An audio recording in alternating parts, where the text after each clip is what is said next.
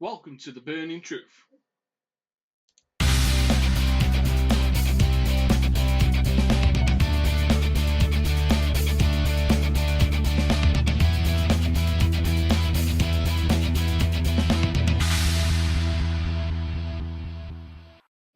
Ladies and gentlemen, we're live. It's 9 o'clock.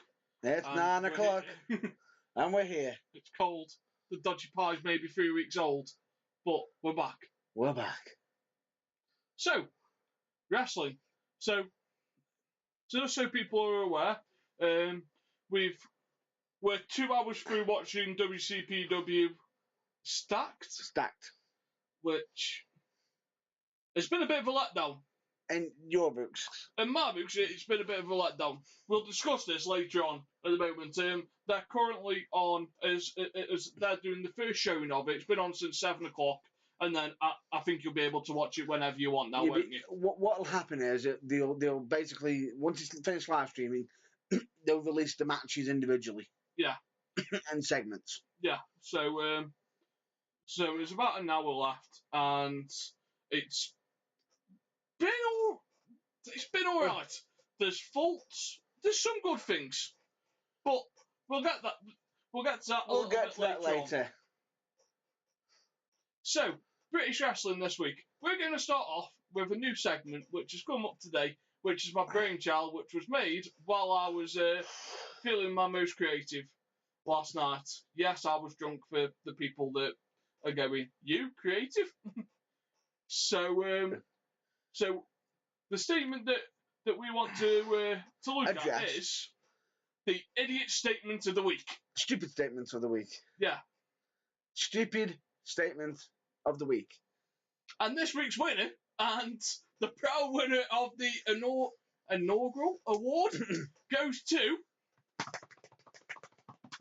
Vince Russo. Fuck off! So, Vince Russo broke the internet. Broke the internet! Jesus Louise! As soon as I hit the comment, you saw the eye twitch. You saw me almost turn into the Hulk. You saw me raging. Oh, it was brilliant. I was halfway through the week, and I'm like, right, I need to wind Kyle up, and I need to wind Matt up. So I was like, let's do both in one hit. Well, so, the difference is, Kyle's reaction was okay. Yeah, he was like, right, okay, I can live with that. I think you were more happy with my reaction. Yeah, you were frothed at the mouth. Frothing at the mouth. Frothing. I was spewing.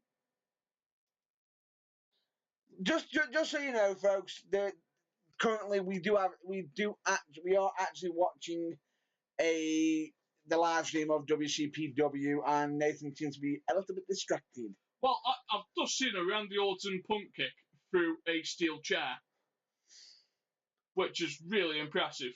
Quite brutal. Yeah.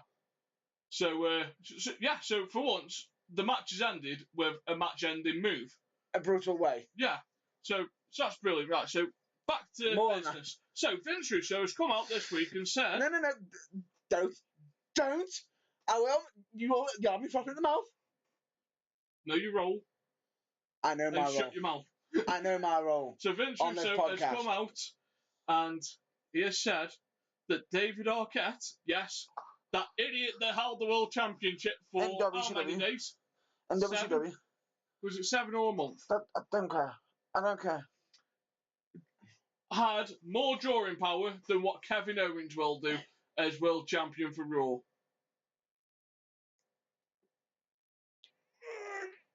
God damn it! Debate. Right. First thing first off. Can David Arquette wrestle? No! He's an actor. He might have had a few little bumps from doing a movie, but that's part of stage acting. He probably has stunt doubles for that. RJ didn't have a stunt double for wrestling. Really? See? You know what? I wouldn't put it past him. I wouldn't put it past him. Secret move. Stunt double. But no. So Kevin Owens is one of them. He is what a lot of people call an internet darling. Some might call him Internet Darling. Some might say one of the best. Some say Mr. Wrestling 2, 3, whatever. He's been formerly known as Mr. Wrestling. He is a phenomenal wrestler. He knows how to work a crowd, both as a hero and a villain. He knows exactly what he's doing. Now, the second he gets his glory, got some schmuck named Vince Russo saying, "Oh, he isn't worth more than David Arquette." Yeah, Vince, can I just point this out? How well did that work out for you with David Arquette winning the WCW title? Where is WCW? Oh, wait, been bought out by WWE. So, I think you're not a fan. Not a fan? Are you kidding me? Yeah. There's stupid, and then there's that. Right, so I'm going to point something out that makes this my stupid statement of the week. Is that Kevin Owens was champion for 2 days when the statement was made. Now, you need to judge him after the reign ends, not when it's just run. Not at the start. That's like a premature ejaculation, which is probably what Vince Russo does a lot of the time. But I just don't understand it. That is probably the stupidest statement I have heard for a while. And I've defended Vince Russo, but I can't defend that. Hell no, you can't. Because Kevin Owens seemed the popular choice with everyone to be Universal Champion. Popular choice. The fact that the crowd are chanting, "You deserve it." Did you see how happy his son looked? Yes. His whole family was delighted. Have you seen how big that belt is compared to his son? Oh, yeah. And Vince Russo had to take a pot shot at that. Why? You know why? Because he's better. He's not working there. That's the real reason why. He's taking pot shot at the company that no longer wants him because they know that he's a company destroyer. I just think the statement was premature. Judge him at the end of his reign, not at the beginning. And if you notice, the first 2 Universal Champions have been Triple H guys. Oh, yeah. Finn Balor. Have been NXT. Wow. Oh, wait. Hey, Vince Russo, I'm going to make a statement right now for you. And it's going to shock you. I predict Kevin Owens to be the longest reigning Universal Champion. Oh, wait, he is! Can I make a statement? Go for it. I think he'll hold about longer than a week. Oh, definitely. Definitely, he will. I just find the fact that Russo, for how long you've been around the business, when the crowd are cheering. The last time I heard a statement that stupid was when Mankind was due to win the belt. Oh, you mean when Tony Schiavone got supposedly informed to say, that'll put a lot of butts in seats, and guess what? It did. And I think this could have the same. Oh, definitely. Definitely. While we're on the subject of Kevin Owens, the ESPN writers also had to apologise to Kevin Owens. I wonder why. Which is basically just due to an article and a running joke that he's been doing on Twitter since Kevin Owens won the title. So, he's had to apologise. He's kept all the stuff on there, which I don't agree with, but he has apologised. So that's that. But that's our stupid statement of the week. We're going to try and find you one. Possibly every week. So I'm going to keep my eye out for what I think is a stupid statement of the week. And from now on, our better one over here is going to look for his stupid statement of the week. Good Lord. Right, so while we're on the subject of Kevin Owens winning the Universal title, right, let's discuss the Fatal 4-Way. Yeah, that's a good point to start off with. I thought it was nice seeing Big Cass handle how he. Okay, he wasn't doing the. Everyone's predicting big things for Big Cass, pun intended. Yeah, but it's too soon. And he's openly said that, but it's nice to ease him in. It's nice, easy man. The thing is, okay, a lot of his moves that he was doing were very, some might say Kevin Nash's. The fact that he had a limited move range. But However, he's 7 foot tall. tall. He isn't And going you to can't start. teach that. He isn't going to start doing fucking 3.5 somersaults with pike and dive. No. But what he does. In all fairness, I think what he would benefit from is spending a bit of time with Kane, The Big Show, and The Undertaker. Like, if Undertaker fancies going, like, just staying backstage for a couple of events, and like he initially did with Big Show back in '99, every time his match finished, he was there. As Big Show said, Undertaker was the first person he saw, and there was never a positive comment.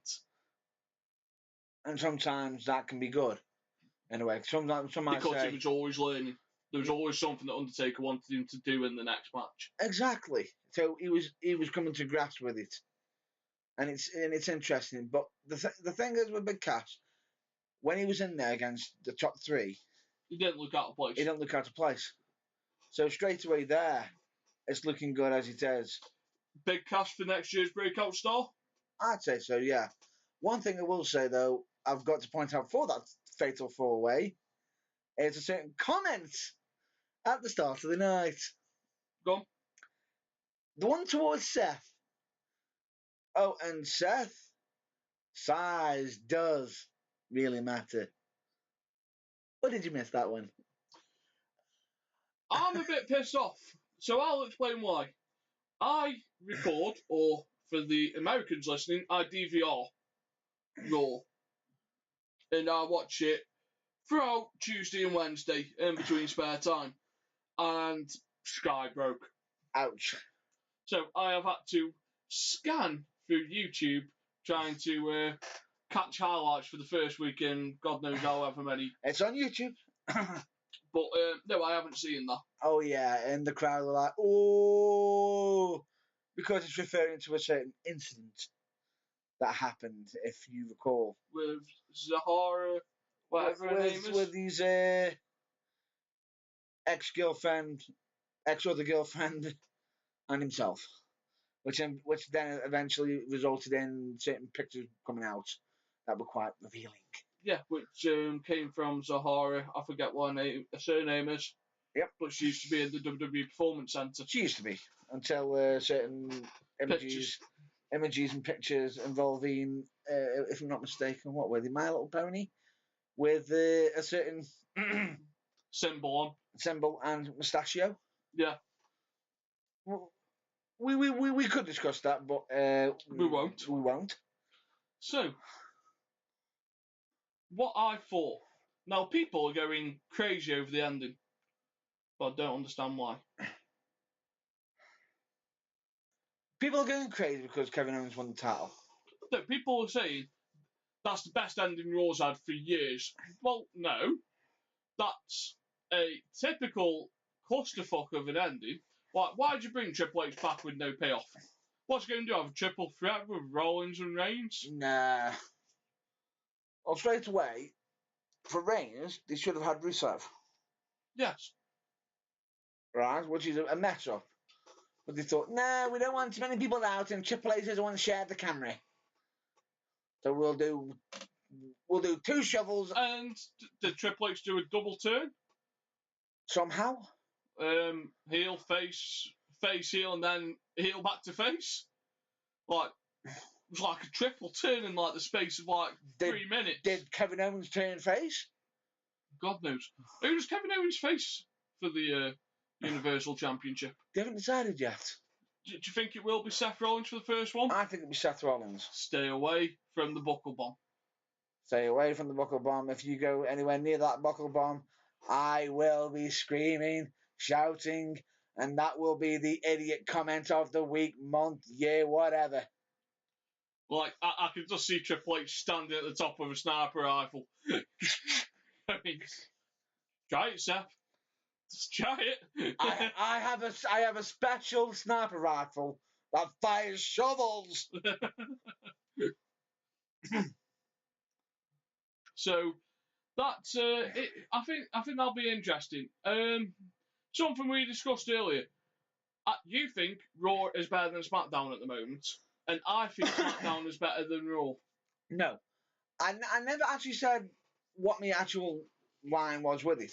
I think there is certain aspects of Raw that is way better Yeah. than SmackDown, but there is one massive aspect that SmackDown's got clearly over Raw.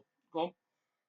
And right, Raw has got its Universal Champion and the fact that how they've done it and everything, but they've got a bit more in talent. I think they've got more of the major stars. Yeah. On there now with SmackDown, they got one wrestler on there that is standing out. Go on. By miles, and he's the one that everybody hates. The Miz. In all fairness, I think SmackDown's got loads going for it at the moment. So you've got AJ Styles tearing it up at the moment. Tearing it up against Cena. Beating Cena. And he's now got a shot against Ambrose. Yep. You've got the Miz, who is, at the moment, the best heel in professional wrestling. He's got now, this is one fault I've got to give SmackDown right now. Clearly. You may not agree with me. You may do. Yep. Dolph Ziggler. I failed to get a world title. I failed to get the world title. Oh, no, I'll just go for the Intercontinental. Where does he go after the Intercontinental title? He's going for it now. No, I said, where does he go after? Because I can't see him beating the Miz. No. It's the fact of it's not. I'm not saying. I'm not actually saying he should drop off the planet. You know, he should go. It's the fact that he's gone straight from one title straight to another title match. Yeah, that's the problem.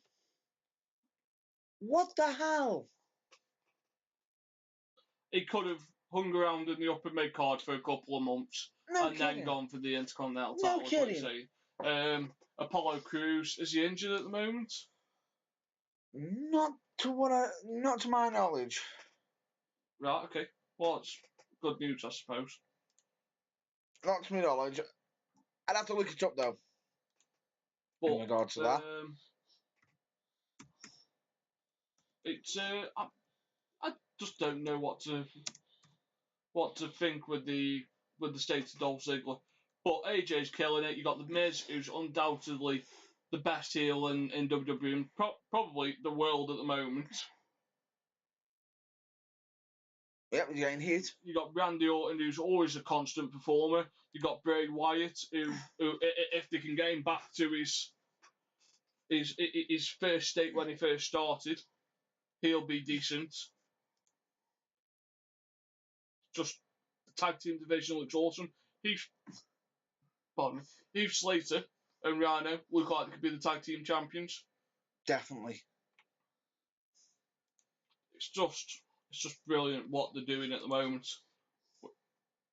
The head writer, the head writer for SmackDown is the head writer from NXT. They're doing something right. So it feels like SmackDown's like Triple H's B show, where he knows what he's done with NXT, and that's what they're going to do with SmackDown. Let's push it. It's like, right, I've done one show, I've got that right. Let's see if the same formula will work over 2 hours. Will it work? And in all fairness, how good of an after show is Talking Smack? It adds so much. It's better. Talking Smack? On the WWE. Smack Talk. Yeah. Smack Talk you're on about. No, it's Talking Smack. No, it's Smack Talk.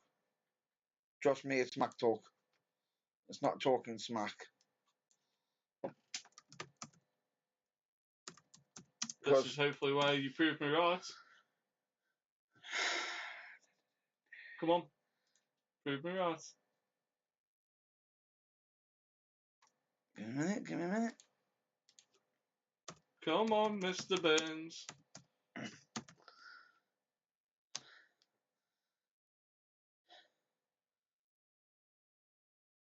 God damn it! It's Talking Smack, isn't it? Is it?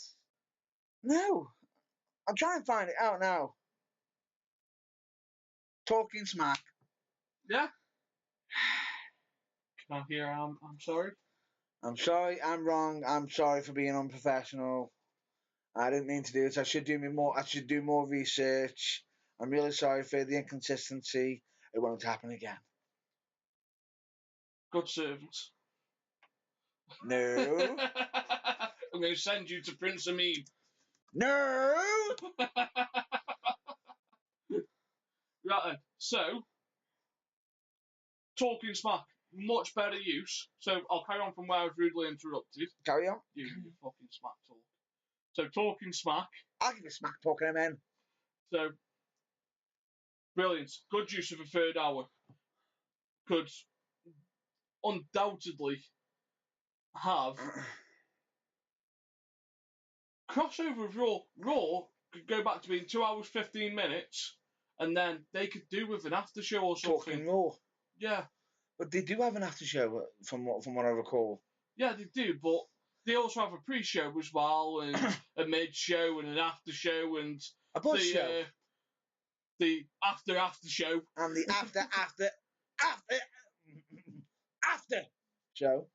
Who does the Raw after show? Is Renee Young doing both of them, or is she just strictly SmackDown now? No clue. I think she is actually doing both. She is actually working both. Right, okay. So that's not too bad then, is it? No. Why did you expect Tom Phillips to pop up? She's going to do it, Ryan Phillips! However, I have to point one thing out right now. This will annoy you because of who's pointing it out. King Ross. Well. Of What Culture. Well. He hates the Tom Phillips issue that they have on during interviews. Right. How tall is he? Well, he varies from interview to interview. Yes. Do you know why?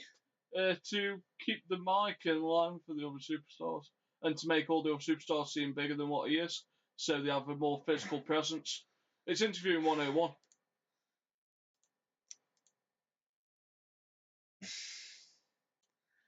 How tall is he? Tom Phillips is probably about 6'3". Actually, I'll tell you what. He's probably 6 foot, 6'3", I think. Let's find out, shall we? Yeah. Be interesting, see if I'm right. I'm impressed. Nope, he's 6 foot. He's 6 foot. Okay, Tom, do an interview with Sasha Banks. Boom. He's on the floor. that's what I'm on about. He's having to spread his legs wider and wider. Do an interview with Kalisto. The man's got to be a... See, there's an innuendo somewhere in there. Do an interview with Sasha Banks. Spreads his legs wider and wider. I'm pretty sure... Snoop Dogg would have arguments with that. And... husband? Yes, I can imagine. But the point being is, Tom Phillips is possibly taller than most of the wrestlers. Now, I understand that at times... Interesting Sasha Banks. Wait. He has to shrink down. Fine, that's fine. But then don't present him on a regular show where he's at full height. Right. Interesting Sasha Banks fact, which the answer will be given next week, if you know the answer, folks. So if you know the answer, I want to comment in the comments box. Who officiated Sasha Banks' wedding? Don't open your mouth. I'm not saying anything. Because I had to tell you this last week. And I will say, I was quite shocked by it. So it's a good question. So there's our teaser for this week. Tell me who officiated Sasha Banks' wedding. So that's fine. If you can help not using Google, then that's fine. If you use Google, fair enough. But you cheese. Yeah. So that's fine. So answers ready for next week. For next week, you can either comment on Spreaker through Spreaker, Facebook, YouTube, however you're listening to us. Yeah. Give us a comment. So, moving on. Moving on. What's next? on our Train of Mayhem. Train of Mayhem. Right, I am about to admit a very dark secret at the moment.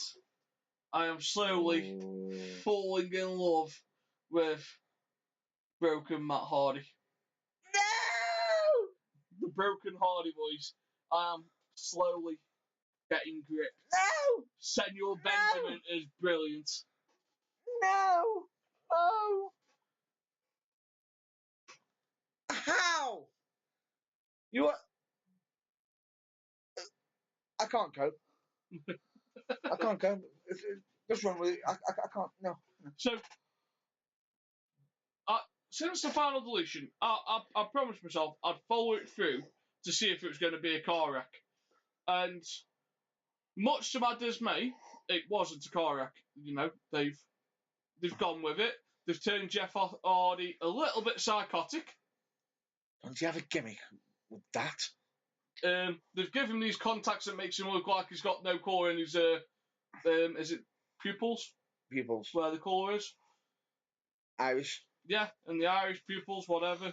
Pupils of Santa Irish is the colour. There you go. And they've given him the contacts now that take away. Right, just to point this out, if I am wrong, I do apologise, because I can possibly already see someone's comments going, "Oh, you got it wrong!"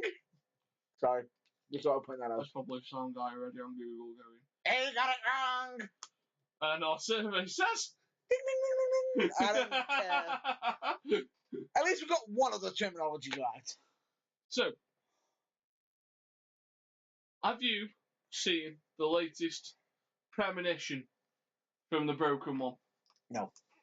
So, this is setting up for Final Deletion 2, which is coming in the upcoming week. Which is Kid Twitch. the Hardy Boys versus the Decay. So basically, you're now deciding at the compound between delete, delete, delete, or decay, decay, decay. Do you know I do like to repeat, repeat, repeat? But it is original. Which is something that can't be said for most of the things in wrestling at the moment. Because everything is a copy from somewhere else. Around the fields. So I will give them credit for trying something and actually running through, like, they haven't forgot about it and done like 20,000 face turns with the storyline and like cut it off after 3 weeks. Oh no! They saved that for the main event scene. Yeah, but they put ground in and they're going wrong with it. Could you imagine what it'd be like having deleted tag team championships? What? If the Hardys get the tag team championships, are they going to delete them? Are they going to, make them obsolete? Like, would they change the plates? No. Spray deleted over them? No. You sure? That would just be stupid. Wait, this has TNA. I'm not even going to judge on that one. They probably will. They probably will. So, how are you enjoying TNA at the moment? Because I'm only trying to keep up with that storyline because I promised myself I'd follow it through to the end. But whereas I know you're concentrating more on like the main event. Try to. Yeah. Scene. The big guy that they got Moose, with the main event scene. Lashley, who's a heel, against the Miracle Mike Bennett. Who's a? Is it face or a heel? Heel. Yeah. Heel. Well, Lashley's like a tweener, isn't he? He's not a good guy. He's not a bad guy. Oh, fuck off! He's just... Yes, folks, for this week, if someone reason I'm swearing more because I'm just in a bad mood. Because as much I love my wrestling, I'm afraid I've got some bad news. I hate when I see something being ruined. And I think some of the stuff that they've been doing on TNA have been abysmal. So you've got two guys, how can Lashley be considered a tweener? Because he spat on the X Division, but championship completely, terminated the King of the Mountain Championship. Great way. What's next? Tag team. Oh, good Lord! I just said it, haven't I? He's going to probably win it by himself, and then make them obsolete. I think the Hardys are going to have everyone. Can I just ask something? You probably won't know the answer. Why is Rebby the only one that isn't insane in the obsolete, broken household that is the Hardy compound? So are you saying the kid's insane as well? Well, it's got to be. It's called Maxwell. It sounds like something off of Transformers.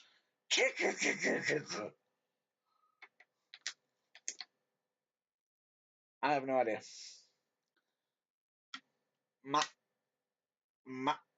Maxwell Hardy.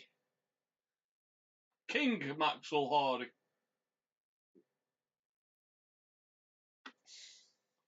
He's having an aneurysm. He's having an aneurysm live on. Live. Really? Yeah, King Maxwell.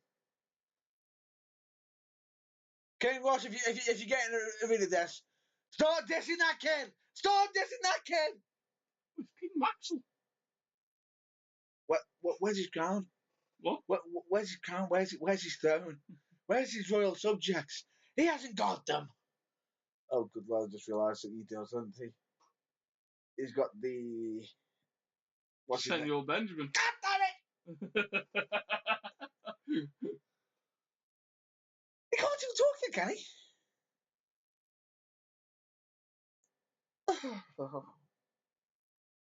Right then. So, I know you have some Japanese news for us.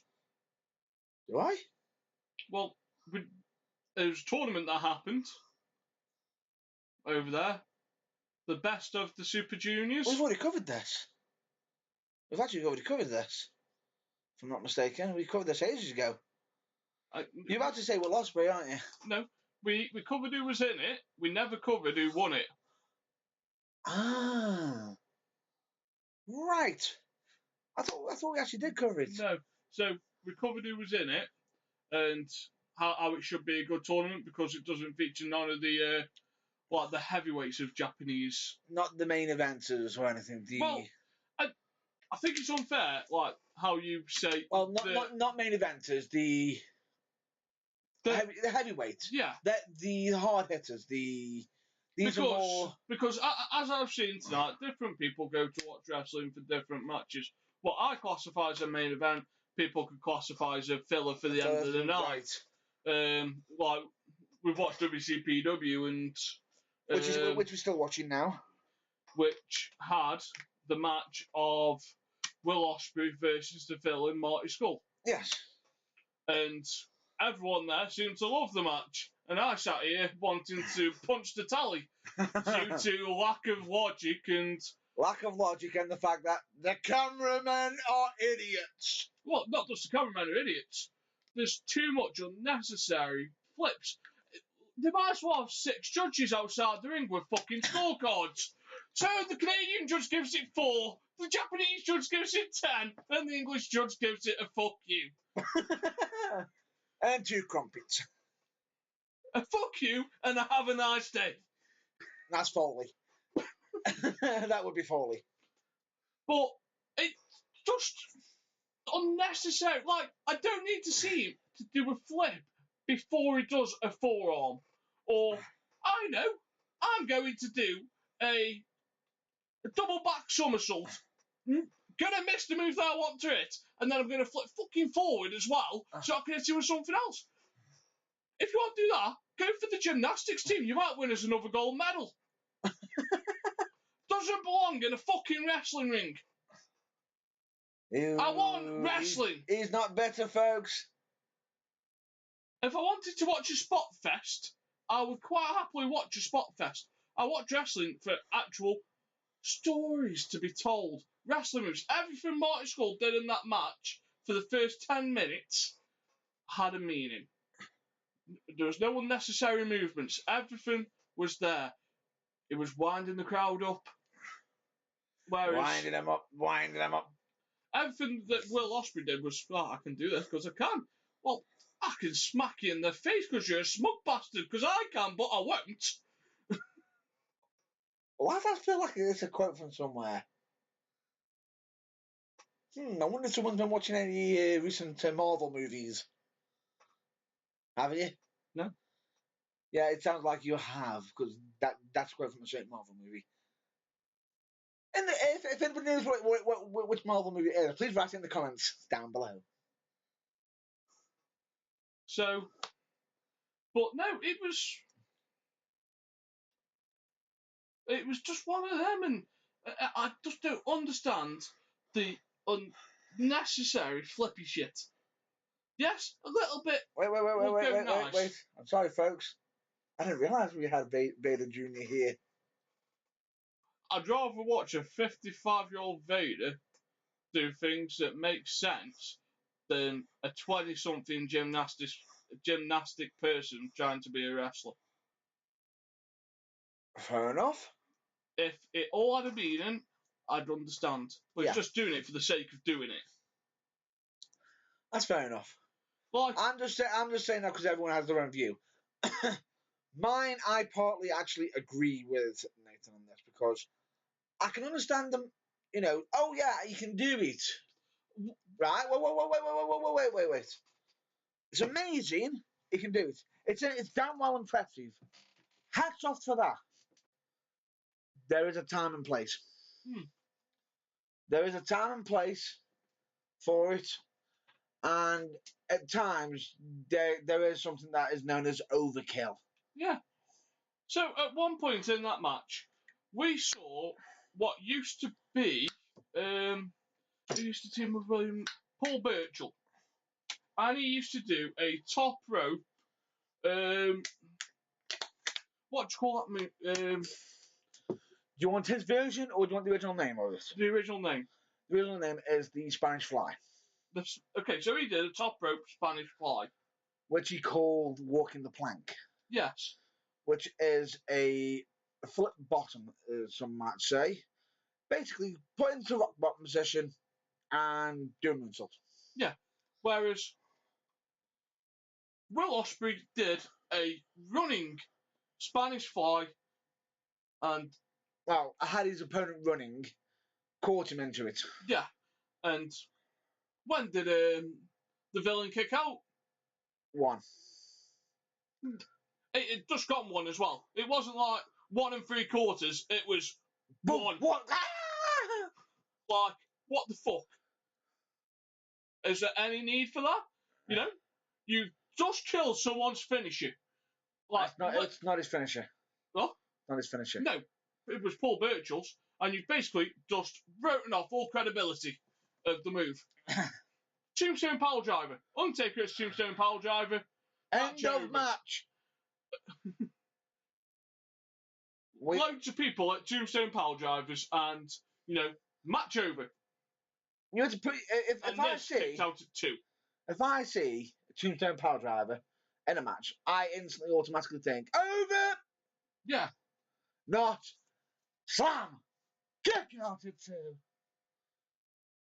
There are only select few people who I'll give that option to. One is WrestleMania. One is Brock Lesnar. One is Kane. One is Shawn Michaels. One is John Cena because he kicks out to everything. It's a big list. And apart from a if I'm not mistaken, Styles' finisher, phenomenal forearm. But it's a big list, and is that a false finish or the referee can't count? Sorry, folks. We just thought we crowned a new WCPW champion, and it doesn't look like they have. Is Connor's shoelace undone again? Oh, good lord. The man needs to start using Velcro. I'm not saying this. It is.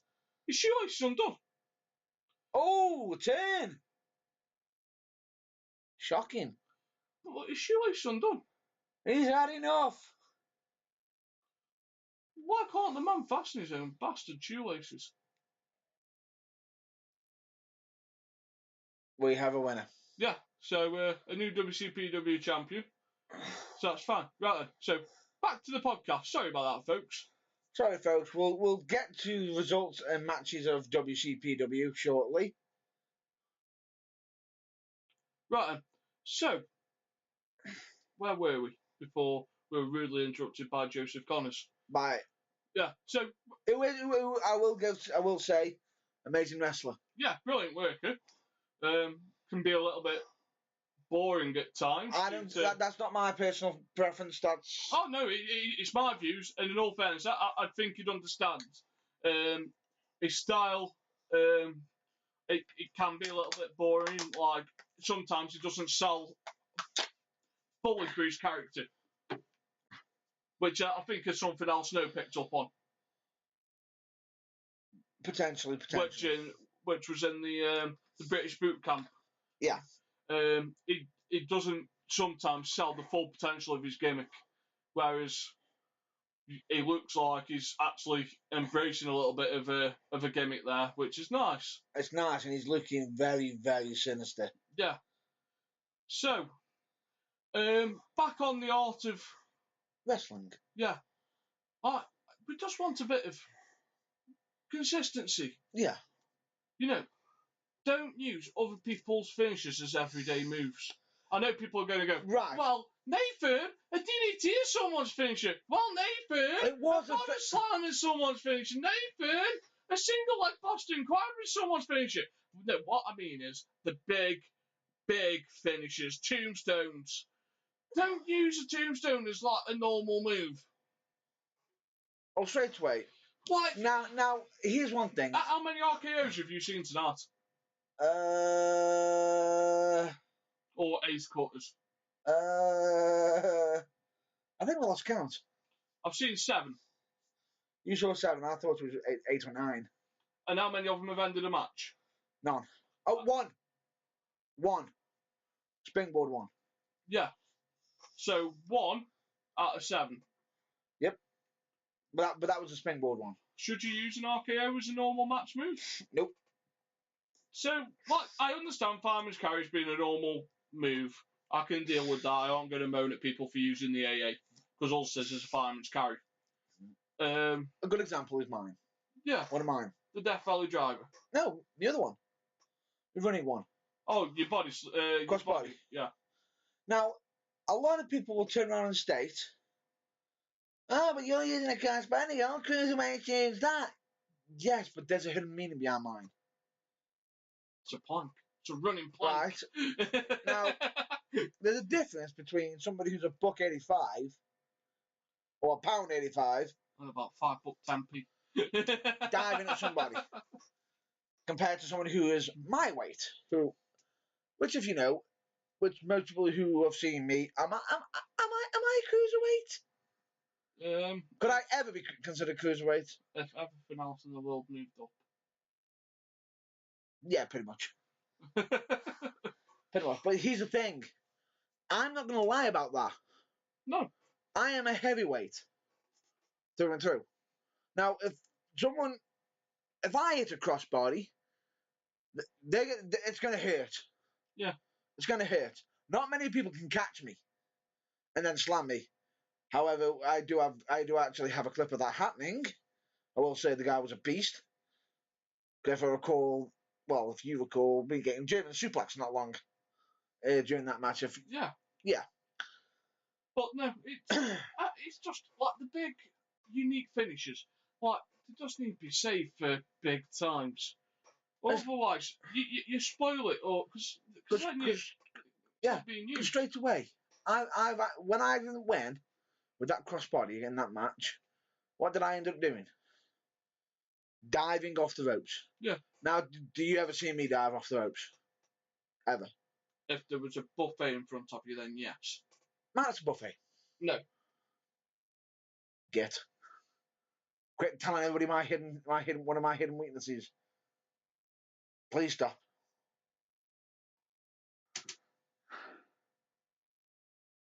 Right. Back to where we were. I dove off the ropes. Yeah. Which is uncommon for me. Now, the second I hit him, what happened? 1, 2, 3. Match was over. The fans knew it was over. Guaranteed.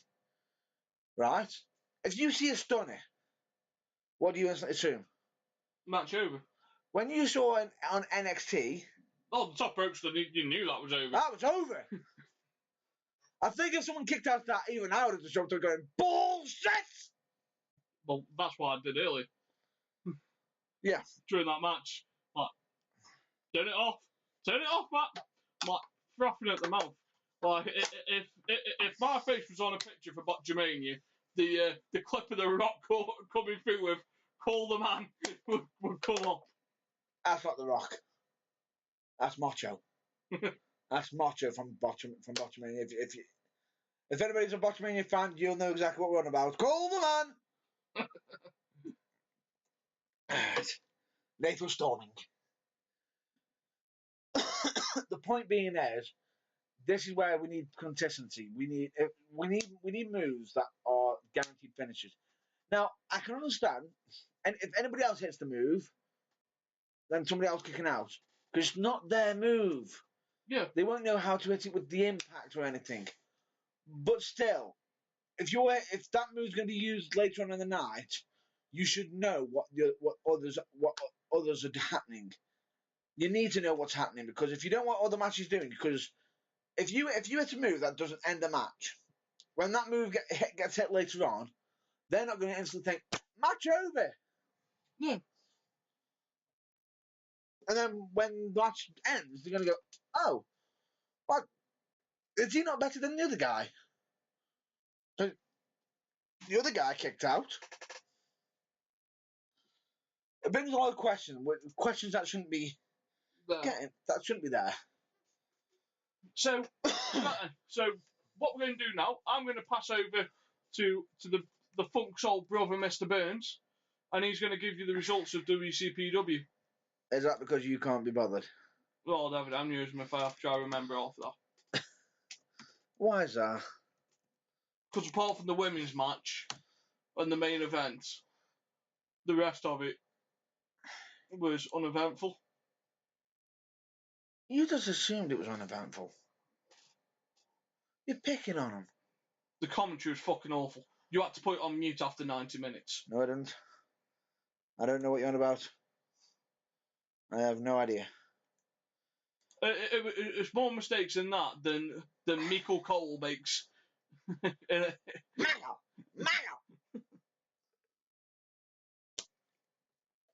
But then again, come on, it's not like I can say it's fucking John O'Clock. Oh, wait. Sorry, What Culture, please don't sue. Right. The women's match was really good, though. Right. If anyone wants to watch a good women's British wrestling match, watch that one. We'll cover it. Straight away, we start off the show with... And actually, would you care to mention the first wrestler's name?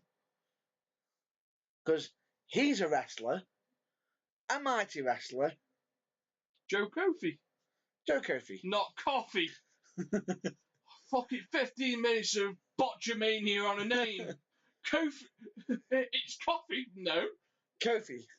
It's got a Y, not a double E on it. Otherwise, if it had a double E, then yes, it would be coffee. And if I'm not mistaken, his finish is called the Black Kofi. Not Black Coffee. Highly brewed. For some reason, Alex Shane must have had Lionel Richie and his earpiece. Easy like a Sunday morning. Yeah. I don't think it was just Alex Shane. Co-host was also the same coffee. Kofi. It's got a Y on the end of it. Right, so Joe Kofi versus Moose. Who's a big unit. He's a big guy. In all fairness, this match wasn't actually that bad. It was quite... In all fairness, I've probably undersold the event. The event itself It had good matches. However, there's some faults that need addressing. So this match, I'll tell you what. I'll cover the matches. You cover the faults. Deal? someone better call the man. We have just called the man. His name's Nathan Goff. Right, Joe Kofi versus Moose. Good back and forth match, hard hitting, and the match ended with Moose hitting his finisher, which is like a variation of the same one as Joe Kofi. Yeah, it was a battle of the. The battle of the twirling clotheslines, as someone might say. Discus clotheslines, which they both do quite nicely. Yeah. And I thought that was back and forth. Any comments on that? Good catch in the crowd for the bloke that saved the wheelchair falling backwards after Joe Kofi dived on definitely. And we have to give props to that guy because he could have turned around and said, "I'm serious being landed on." No, he was the happiest he person like, there. I'm involved. You want to do that again? Have me again. Come on. The lad thought it was like a theme park. Let's go to Disney World. It was well caught by the crowd that the lad not fall back because he would have fallen back. He would have fallen back, but the fact is, everyone was there to enjoy. Yeah, the referee checked on the lad as well, and Moose did. Moose and yeah. Well, both wrestlers did. Yeah. Both wrestlers did. Anything else you want to point out? Moose is quite athletic. It's the first time I've watched one of his matches because we don't have access. Well, we didn't have access to Ring of Honor on mainstream. I've had a little bit of knowledge of Moose. Yeah. Because I do have some access to ROH. Yeah. I do now because they've released the Fight Network. Yeah. Which is good. At the time when Moose was over there, we didn't have, because they cancelled the wrestling channel, so Ring of Honor isn't shown on British mainstream television. Now we've got the Fight Network. Yeah, which you can buy for a monthly subscription. Yes. So, if you're interested in that, go check it out. Now, I'm about to hit the move. I know I am. After this match, the longest chat in the world. We had a segment. Kenny McIntosh enters the ring. He introduces. Can we skip this bit and stick to the wrestling? Nope. It was half an hour of bullshit. You can explain it. Right. Eric Bischoff. Right, basically, Kenny McIntosh introduces Eric Bischoff. Bischoff comes out, and one player comes out saying, he loves Eric Bischoff and everything. Bischoff saying, I'm going to introduce my protege. He is Adam. Not Bompier. It's Adam Pacitti. Too much time focusing. Blompier was upset, blah, blah, blah, blah. Adam Pacitti was agreeing with, they're both talking with Eric Bischoff. They then decided to agree that, if I'm not mistaken, in a certain stable, the prospects were not allowed at ringside because Blompier wanted to keep the title. Who at the same time was also vacated out of the building as well. Yeah. So I'm going to explain why I wasn't a big fan of this segment. Just very quickly. I am going to spend half an hour moaning about it. All I'm going to say is he's about to point out on how quickly I just explained that, if I'm not mistaken. Right. So, this is a feud that has been going on for how long if you take away the WCPW wrestling? Good Lord. So how long has this feud been going on for? A while. Right. And can any of them wrestle? Nope. So where you mean the main characters? Yes. You mean Adam Pacitti and Adam Blompier? Yeah. No. Right. So where is the fucking payoff? It's just to get them more television time. It's like stroking their ego. Which it was. Half an hour for something that didn't need to be half an hour. They could have done it in a 3-minute backstage cameo instead of that stupid cameos that they had for with the what's his name? The jobber. Oh. Joe the Jobber? Jack the Jobber. Jack the Jobber. Jack G. King. Yeah. So Jack the Jobber trying to chat up females. Pointless backstage thing. If you want to get yourself on and just, push something for your channel, do it in a 3-minute VT backstage, not a fucking half an hour in-ring. No, Jack didn't do it. He did it at the back, where you had both Adams with Eric Bischoff in the ring. How long was it? Half an hour. Half an hour. Half an hour. Which you weren't happy about. No. They could have done it instead of Jack the Jobber's pointless VTs backstage. There was 2 of them, which were pointless. Served no purpose, not elevating any storyline at all. They could have put that in a 3-minute skit backstage. And then put another good wrestling, or give the women's last man standing match another 10 minutes. Fair enough. The main event could have gone longer. Yeah. You've took away half an hour and shortened 2 of probably the best matches on the night because of it. Stop putting your own personal egos in the way of what could be a good wrestling promotion. Right? So, in a way, more wrestling for the fans, less... Proper storylines with proper payoffs. If the 2 are going to learn how to wrestle, they best do it fucking quick, because I don't think I could put up with it for another 18 months. Well, if I'm not mistaken, one of the people from What Culture is actually trying to learn. Yes, but he isn't in that feud. No. So... Straight away, I can honestly agree. Now, the because payoff... I do not want to see, and in all fairness, if they have a match, I think I'd rather watch the Nick Patrick versus Earl Hebner match. Fair enough. Because that's what it'll be the equivalent of. Fair enough. But the point being is I can see your point. But straight off, like I said, the payoff. Now, with that happening, a lot of people would have said, we'll get to the payoff later. More or less, what you're referring to, what should be the payoff, right? Straight after that segment, we had a surprise change to the card.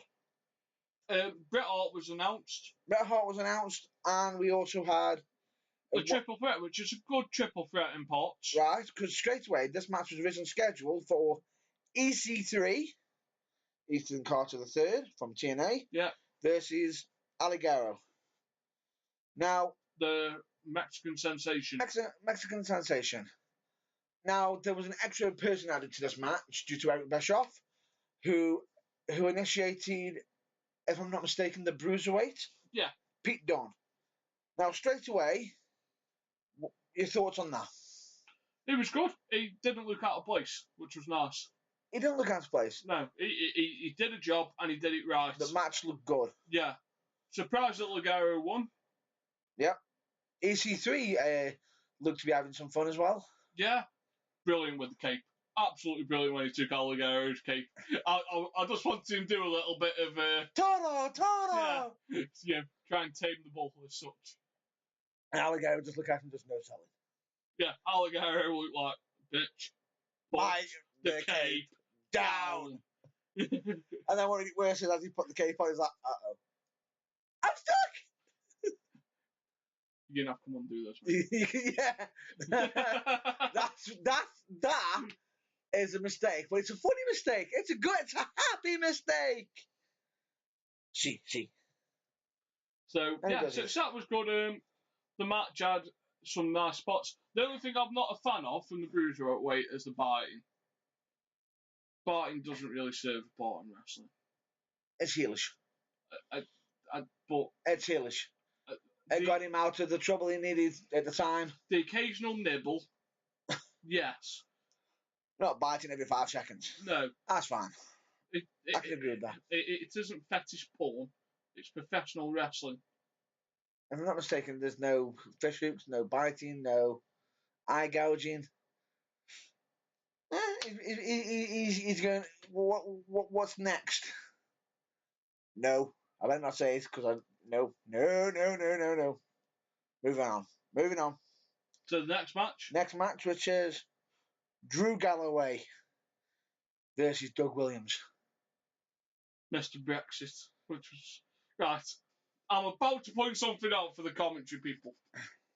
If you're going to do a little bit of thing about Brexit, take the time and take 15 minutes to actually learn a little bit about Brexit. Because there's a vital point that could have made a lot of sense that neither of them said. So they're arguing why he's basically against Drew Galloway, and he's like, because he's from Scotland, and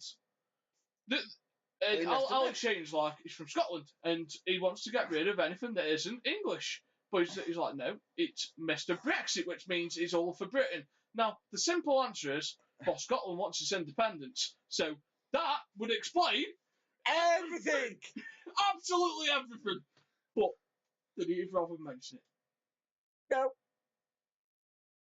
That would solve everything. I think he was trying to get over the fact that he wrestled in America more. But both of them have wrestled in America. Both wrestled for TNA. One of them for WWE. If you want to use the term Mr. Brexit for a wrestler, take 15 minutes to understand why. It's not odd. It's on every fucking news site and newspaper in the fucking country. Still. It's a simple explanation. Could be done in 30 seconds and you can move on and call the goddamn fucking match. I can see the vein. I can see the vein. It's just stupid little things. You done? He's done. Let's see the match. The match itself was alright, nothing special, but nothing bad. Drew Galloway won with the Future Shock DDT. That he did. And straight moving on from that. But Doug Williams does have his future match against a future American, Cody Rhodes. Or, if I'm not mistaken, Cody Fudging did say, even though WCPW keeps saying it's Cody fucking Rhodes. Anyway, next match was a tag match, which is Travis Banks, who's from Australia. New Zealand. Was it New Zealand? I thought it was Australia. New Zealand. I proved wrong once day. You do your search and I'll introduce his tag team partner. Forget it. No. I'm not even going to bother. He's New Zealand. I wasn't confirmed with the Australian. That's why I was about to say I think. No, it's New Zealand. But never mind. He's New Zealand. I apologise for that. He's New Zealand. Travis Banks, please don't be upset and please don't kick me the way you did a few of the wrestlers tonight. And this is the person that likes the promotion who is fudging all this up, folks. Shut up. Quit it. Oh, I wanted to about half an hour in, but you wouldn't turn the fudging thing off. You had the remote. You had the remote. No, you had the remote. You talk too much. No, you never shut up. Anyway. Anyway, back to it. Travis Banks decided to tag with Martin Kirby. Now, in the original scheduled program, it was meant to be. It sounded like the originally scheduled program had been called off for rain. So like Wimbledon anything before 2010. Yep, that's about right. Now, in the original scheduled programming, we had Slater and Moss. Now, unfortunately, Moss could not wrestle due to a dislocated elbow. Which I will give a meme a point, who decided to come out and mention all this, saying, "But I did not do it," which made him look more guilty. But in actual fact, if people do a bit of research, no, he's actually injured his elbow, and it's got nothing to do with the meme. No. So the tag match itself got changed a little bit.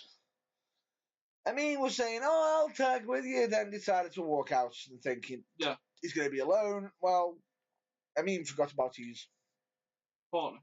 Well, partner? Servant. It's degrading. Which is degrading, which I didn't think was going to happen in this day and age. Probably one of the fastest rising UK rookies, in all fairness. Yes. He's getting his name out there.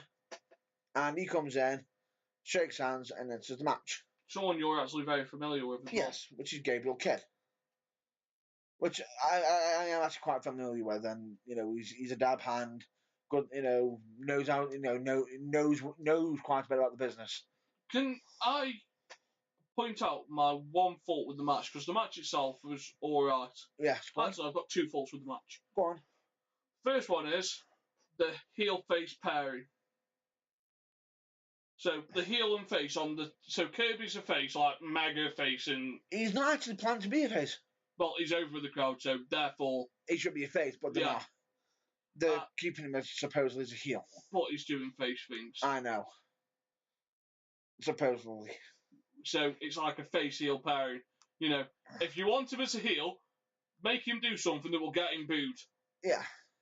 There's about how many of them work at What Culture Pro Wrestling? Quite a few. No, I mean how many people are actually behind the booking? Right, but One. Don't let Adam If I'm not mistaken, I think it's play one. on PA and the other Adam have input in King Ross and all the rest of them. Nope, King Ross states on his video recently, I've got fuck all to do with the booking. Keeps kicking off at the Adams taking the camera kit when they go overseas to do reports, because every time he goes to do his jumps during his videos, you see the tripod go whee, go flying. Well, okay, if it's just one person, I can forgive him. But if there's about 8 of them, between 8 of the fucktards, they must have a way of turning him into a heel properly. But if it's just one person, It's because of the moment that happened the week before against Osprey. Yeah, getting his win. When he beat Osprey, and Osprey cut in a promo, which was putting Kirby over himself. So since then, the crowd got into Kirby. Yeah, so just give him the face turn. They need a big card title as well. But the second thing that annoyed me, the finish. They were trying to go for the finish from the previously unseen match, which was Prince of Meme and Kid versus Ross and Moss and Slater. And they tried to repeat the finish, which was a little bit thingy because I actually no. The actual move is an old British Bulldog. I think it's Ode to the Bulldogs. It's now known as, if I'm not mistaken. I think it is called Ode to the Bulldogs because British Bulldog used to do the hold up while Dynamite Kid jumped off with the headbutt. Right, but my problem is Johnny Moss is a lot bigger than Gabriel Kidd. Yes. The person that Gabriel Kidd had on his shoulders weighs more than Kidd does. About even. And then when you have someone standing on your shoulder, you must have a stable base. And at no point did Kidd look stable at that point. He's like, for God's sake, jump! And you see him fall. As soon as he jumps, you see Kidd kick back into the corner and the lad fall forward. I just think there could have been another way to finish the match. It would lead up to the finish. Which point Kidd moved. Yeah. Then the kicks, bang, bang, bang. Then Kirby thrown out. No, Kirby threw his own tag team partner. Yeah, through his own tag team partner, and then two called the goal. Whee! So that's fine. Next match. Next match was your favourite. Match of the night. No, not that one. Oh. Your favourite match. Oh, Will Ospreay. I've said what I want to say about this match. Will Ospreay versus Marty Skirtle. I've said what I want to say about that match. I thought it was a good back and forth match. I think it's amazing what Will Ospreay does. There's a time and place for it. Now, not every goddamn fucking time. Marty Skirtle, hats off to him. Does know what he's doing.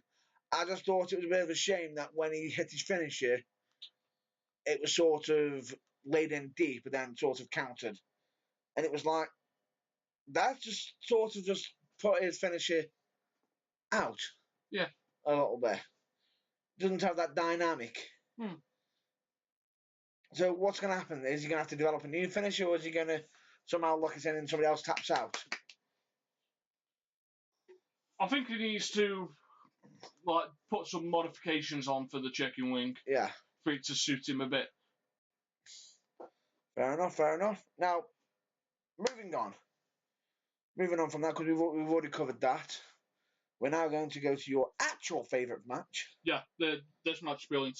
Anyone should take the time to watch this match. Which is B. Presley versus Nixon Newell. Which is for the WCPW Women's To become the inaugural title, champion. the first champion.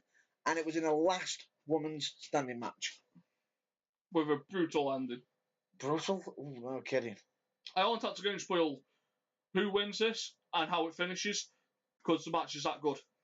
Ooh. It was a good match. If anyone wants to watch it, go ahead. That is showing how good British women's wrestling can be. How they're stepping up. Yeah. Because that was the best match on the card all night. That's fair enough. Now straight away, at this point, this is when we were, during the time when we started go live. Yeah. So at this point, we had to cease all the sound waves on the television to be live. Yeah. And voice our opinions. Next match. The Primate versus Grado. Yeah, Primate won that by TKO. By TKO, while He locked he had Grado in like a triangle choke sort of move. So it wasn't a full triangle choke. It was like Daniel, he took a page out of Daniel Bryan. Yeah, and then he just started elbowing him like he was Brock Lesnar to Randy Orton. Oh. And he just knocked Grado out as Grado went to try to kiss his handler. Can I call her his handler? Yeah. He's using the name Primate. Yeah, okay. So can I use the term handler? Or is it a valet? Which one would you prefer? Susie Cesaro. She should go with Swiss Superman. Fair enough. It seems more like a handler than a manager. Fair enough. But yeah, so Grado went to the moves like Grado, and he's got the moves like Grado. He's got the moves like Grado. So and then after he got caught and he got pummeled and defeated. Yeah. Last but not least, which we're going to give you the ending for the main event. We have, unfortunately. We do apologise for that. We did want to do no spoilers. Now, remember earlier when I said the payoff? Now, Braun Play was kicked out. Now, 9 out of 10 times when that happens, you'd normally find a way of getting into the building and keeping the title on their champion. Yeah. Do you agree? Did that happen? No. Big Damo and Rampage were fighting so abruptly that they took it to the back. So, a tag team, which is Joseph Connors and Joe Hendry, were left in the ring against each other. They went back and forth and everything. Then Joseph Connors hit his finisher. Yeah. What's your personal view of his finisher? It's all right. It looks brutal. Like he's worked on selling it. It looks brutal. All I'll say is you check it out to see how brutal it is. Now, Joe Hendry, being a wrestler, is phenomenal for kicking out of a lot of stuff. Kicked out. Which at one point, you saw Connors get frustrated and then something happened. Did it not? What happened? Did you care to explain? Connors decided to just get a chair and go batshit crazy on Joseph Connors. No, Joseph Connors. Not Connors, on Joe Hendry. It's Michael Cole. God damn it, it's Burns o'clock! But Joseph Connors decided to repeatedly hit Joe Hendry. It's almost like his frustration has come out over this entire pairing, hasn't it? But the second he unleashes frustration, he's reaped some reward. He's reaped a big reward, hasn't he? Yeah. What's he been reaped with? The WCPW World Title. Well, I'd say WCPW title. Now, during that segment, when I said earlier, between Pacitti and Thingy, where was the payoff? The payoff would have been on. Should have been on Big Damo. Yeah. Now, But Rampage Brown took him out of a suplex on the ramp. Yes. Which I'm surprised the ramp held up. It just looks like a disability ramp that they use for the wheelchairs. Right. So straight away, that was not a payoff. No. Really. All it's done is moved the title out of the way of the picture, the Pacitti battle. The Pacitti battle versus BX. Yeah. Which you're happy about. And so now your upper mid-card feud is the Pacitti Club versus BX, which will be Damo versus Thingy. But now the proper payoff should be where one of them leaves the company. Or Rampage gets his hands on 1PA. Yeah, but like the stipulation for the match, like you don't need to have it like as a cage or anything like that. The payoff would be the whoever loses the fight, whoever they're representing, they stay in control. They take over. Yeah. That should be your payoff. Yeah. But they probably won't do that. They may not do that yet. Years. Egotistical bastards. Fair enough. So, on a rating, what would you give it out of 10? For the wrestling, I'd give it an 8 out of 10. Show? The show would get a 7. I think that's a fair judgment. I'll agree with that because the wrestling was top notch. Not everything was perfect. There is one problem I want to point out about the entire show, and this is as much as anybody can turn and say in regards to it. Oh, because that's dismissed time, blah blah blah. They need to work on the camera work. Camera work affected the show quite badly. I think it's what brought the rating down a bit because it did things that there's one thing that WWE does really well, which is to get the camera work right. Which they could say they've got a big production truck and everything and whatnot.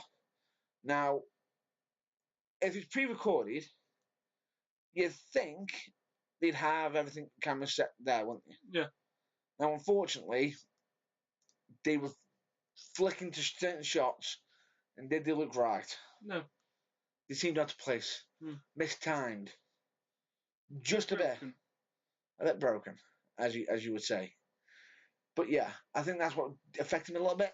Overall, the segments that they had were pointless. Some of the segments were pointless. The big one at the beginning with Bischoff needed to. Instead, I was expecting Bischoff just to say, right, not being funny. Let's get on with it. I wonder how much Bischoff got paid for that small talk. Yeah. He was hyped up as the general manager. Like, it would have been nice to see, like, if they're going to on there, hype him up, like, defends, play on play. 1PA? Yeah, at the beginning of the night.